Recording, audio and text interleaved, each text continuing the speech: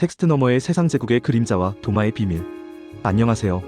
오늘은 아주 특별하고 묵직한 주제를 가지고 왔습니다. 여러분, 도마복음 하면 어떤 이미지가 떠오르시나요? 뭔가 신비롭고 난해하고 정경에 들어가지 못한 외경.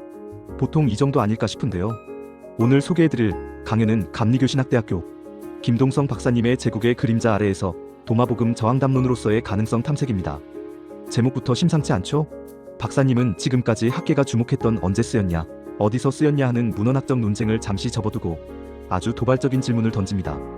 도마복음은 로마 제국이라는 거대한 폭력 앞에서 약자들이 살아남기 위해 써내려간 비밀작전 문서가 아닐까? 자, 그럼 김동성 박사님이 안내하는 그 2000년 전의 은밀한 현장으로 함께 들어가 보시죠. 해시태그 1. 로마 제국, 팍스 로마나의 허상. 먼저 박사님은 우리가 배경으로만 생각했던 로마 제국을 무대 한가운데로 끌어옵니다. 기독교는 진공 상태에서 태어난 게 아닙니다. 로마가 전 세계를 지배하던 시기였죠. 당시 로마는 어떤 곳이었을까요? 2%도 안 되는 극소수 엘리트가 토지와 부를 독점하고 나머지 대다수는 그들을 위해 노동해야 하는 철저한 농경제국이자 귀족제국이었습니다. 그리고 이 시스템을 유지하는 힘은 바로 군사적 폭력이었죠. 우리가 역사 시간에 배운 팍스 로마나 로마의 평화. 김 박사님은 단언합니다. 그것은 약자들에게는 허구이자 폭력에 기초한 거짓 평화였다고요. 자, 여러분이 그 시대를 살아가는 98%의 피지배층이라고 상상해보세요. 내 땅을 빼앗기고 억울한 일을 당했습니다. 대놓고 로마 군인에게 저항할 수 있을까요? 바로 목숨이 날아가겠죠. 여기서 김동성 박사님은 제임스 스캇이라는 사회인류학자의 은닉대본이란 개념을 가져옵니다. 해시태그 2. 약자들의 생존법 가면과 뒷담화. 은닉대본이 뭐냐고요? 아주 쉽습니다. 힘의 불균형이 너무 클 때 약자들은 강자 앞에서 두터운 가면을 씁니다. 웃고 복종하고 고개를 숙이죠. 이걸 공개대본이라고 합니다. 하지만 그게 진심일까요? 아닙니다. 지배자의 감시가 닿지 않는 뒷골목, 자기들끼리만 모인 방 안에서 그들은 진짜 속마음을 털어놓습니다.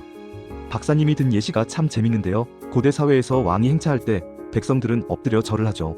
하지만 그 순간 엎드린 채로 몰래 방귀를 낍니다. 이것은 권력에 대한 은밀한 조롱이자 들키지 않는 저항입니다. 김 박사님은 도마복음이 바로 이 은닉대본이라고 주장합니다. 도마복음에 로마에 대한 직접적인 비판이 없어서 수능적인 텍스트라고요? 천만에요. 그것은 감시를 피하기 위한 고도의 생존 전략, 즉 가면 쓰기였다는 겁니다. 해시태그 3. 보이는 제국 vs 숨겨진 진리. 여기서 아주 흥미로운 대조가 등장합니다. 바로 시각성과 은폐성의 대결입니다. 로마 제국은 보이는 것에 집착했습니다.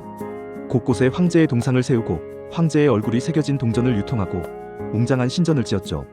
이걸 봐라, 우리가 지배자다 라고 끊임없이 시각적 선전을 한 겁니다.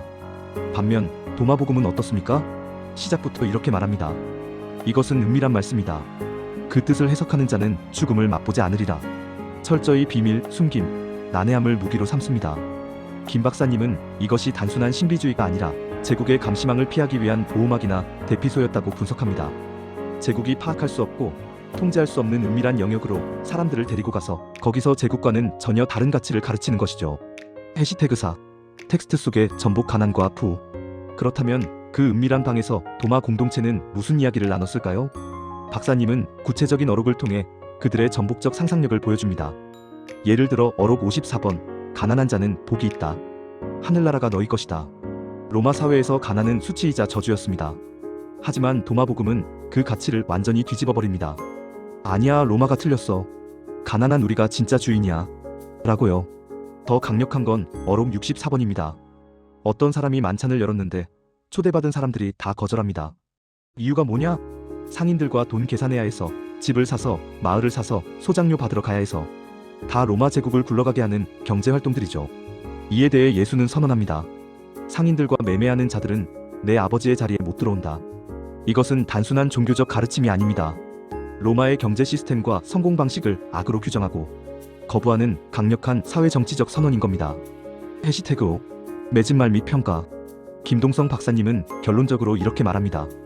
도마복음의 난해함과 비밀주의는 감시와 통제를 벗어나 새로운 현실을 창조하려는 약자들의 전략이었고 제국의 가치를 넘어서는 대안적 비전을 꿈꾸는 은밀한 공간이었다고요. 이제 강연에 대한 타당성과 가치를 정리해보겠습니다. 먼저 이 주장의 타당성입니다. 저는 매우 설득력이 높다고 봅니다. 제임스 스캇의 은닉대본 이론을 성서학에 접목한 것은 신의 한 수였습니다. 도마복음을 그저 영지주의자들의 뜬구름 잡는 소리로 치부하던 기존 시각에서 벗어나 피지배자들의 치열한 삶의 현장으로 텍스트를 끌어내렸기 때문입니다. 로마의 살벌한 감시 하에서 대놓고 저항하지 못했던 그들의 침묵을 비겁함이 아닌 지혜로운 생존 전략으로 읽어낸 점은 논리적으로 매우 정합합니다.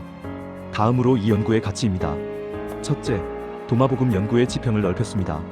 신학을 넘어 사회학, 정치학적 관점에서 고대 문헌을 재해석함으로써 텍스트에 입체감을 불어넣었습니다. 둘째, 약자의 언어를 재발견했습니다. 2000년 전이나 지금이나 거대한 권력 앞에서 소시민들이 어떻게 자신의 존엄을 지키고 연대하는지 그 비밀스러운 힘을 보여주었다는 점에서 오늘날 우리에게도 큰 울림을 줍니다. 청취자 여러분, 오늘 도마복음 이야기 어떠셨나요?